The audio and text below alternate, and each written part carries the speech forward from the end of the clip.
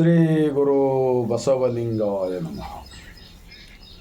ವಿಶ್ವಗುರು ಅನುಭವ ಮಂಟಪದ ಮೂಲಕ ಸರ್ವಸಮಾನತೆಗಾಗಿ ಸಕಲ ಜೀವಾತ್ಮರ ಲೇಷಿಗಾಗಿ ಲಿಂಗಾಯತ ಧರ್ಮಸ್ಥಾಪಕರು ಆಗಿರ್ತಕ್ಕಂತಹ ಮಹಾತ್ಮ ಬಸವಣ್ಣನವರನ್ನು, ವಿಶ್ವಜ್ಯೋತಿ ಅಕ್ಕ ಮಹಾದೇವಿರವರನ್ನು, ಸಕಲ ಶಿವ ಶರಣರನ್ನು ಎನ್ನ ಹೃದಯ ಮಂದಿರದಲ್ಲಿ ನಿಯುಕ್ತ ಭಾರತೀಯರೆಲ್ಲರಿಗೂ ಬಸವನಾಡು, ಶರಣರ ನಾಡು, ಅನುಭವ ಮಂಟಪ, ಬಸವ ಕಲ್ಯಾಣದ ಭೂಮಿಲಿಂದ ಇಡೀ ಜಗತ್ತಿನ ಮಾನವರೆಲ್ಲರಿಗೂ ಈ ಮುಂಜಾನೆಯ ಶರಣು.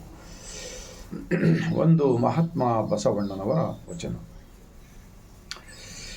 ಎನಗಿಂತ ಕಿರಿಯರಿಲ್ಲ, ಶಿವಭಕ್ತರಿಗಿಂತ ಹಿರಿಯರಿಲ್ಲ, ನಿಮ್ಮ ಪಾದ ಸಾಕ್ಷಿ ಎನ್ನ ಮನಸಾಕ್ಷಿ, ಕೂಡಲ ಸಂಗಮ ದೇವ ಎನಗಿದೇ ದಿವ್ಯ. महात्मा बसवण्णा जी का इस वचन में क्या सिखाता है? इस धरती पे पैदा होकर आने वाला हर इंसान एक ही मालिक का बच्चा होता है, तो सबके अंदर एक ही मालिक होता है।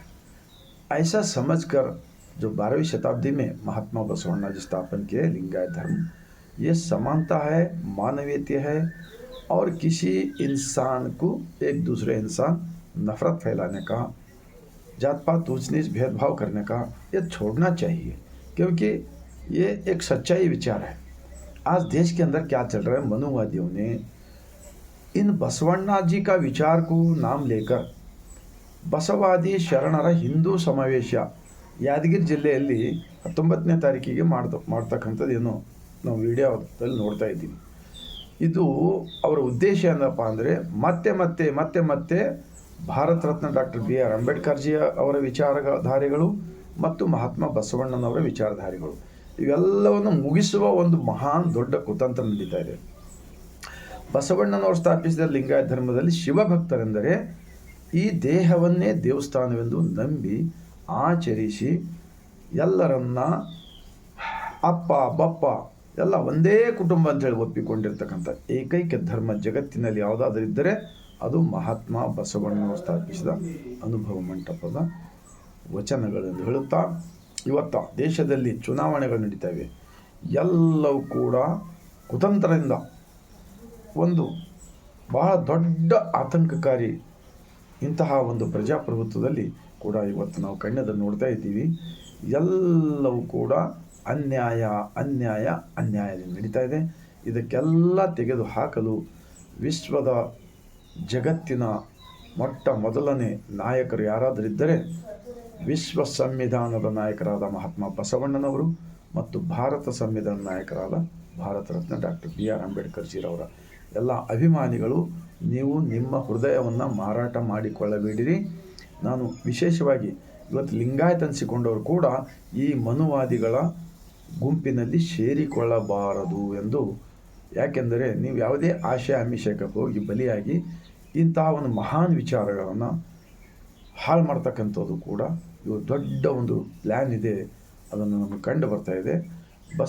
ಬಸವಣ್ಣನವರು ಸ್ಥಾಪಿಸಿದ ಲಿಂಗಾಯತ ಧರ್ಮದಲ್ಲಿ ಇವತ್ತೇನು ಹಿಂದೂ ಅಂತಾರಲ್ಲ, ಇವರ ಆಚರಣೆಗಳೆಲ್ಲವೂ ಕೂಡ ವಚನಗಳಲ್ಲಿ ಕಸದ ರೂಪದಲ್ಲಿ ತೆಗೆದು ಹಾಕಿದ್ದಾರೆ.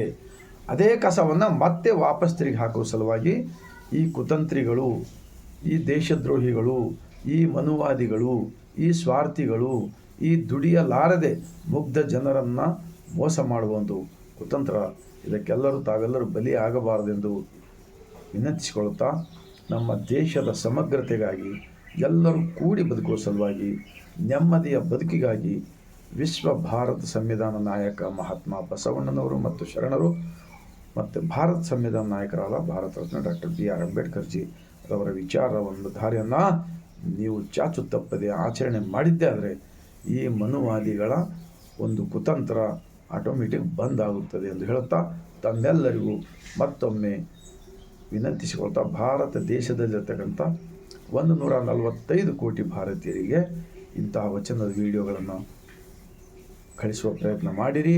ಮತ್ತು ಪ್ರತಿಯೊಂದು ಗ್ರಾಮ ಪಟ್ಟಣಗಳಲ್ಲಿ ಬಸವ ಮಂಟಪಗಳು, ಬುದ್ಧ ವಿಹಾರಗಳು, ಅಂಬೇಡ್ಕರ್ ಭವನಗಳು, ಬಸವ ಮಂಟಪಗಳು ಮಾತ್ರ ಇದ್ದರೆ ಇಂತಹ ವಚನಗಳ ಚಿಂತನೆಗಳನ್ನು ಮಾಡುವುದರ ಮೂಲಕ ನಾವು ಇವತ್ತಿನಿಂದಲೇ ಆಚರಣೆ ತಂದರೆ ಈ ಮನುವಾದಿಗಳ ಅಟ್ಟಹಾಸ, ಇವರ ಕುತಂತ್ರ ಇವರೆಲ್ಲವೂ ಕೂಡ ನಿಲ್ಲಿಸಲು ಸಾಧ್ಯವಿದೆ ಎಂದು ಹೇಳುತ್ತಾ ತಮ್ಮೆಲ್ಲರಿಗೂ ಮತ್ತೊಮ್ಮೆ 145 ಕೋಟಿ ಭಾರತೀಯರಿಗೆ ಈ ವಿಡಿಯೋ ಹೋಗಲೆಂದು ನಾನು ವಿನಂತಿಸಿಕೊಳ್ತಾ ಮತ್ತೊಮ್ಮೆ ಬಾಗಿದ ತಲೆ ಮುಗಿದ ಕೈಲಿಂದ ಶರಣು.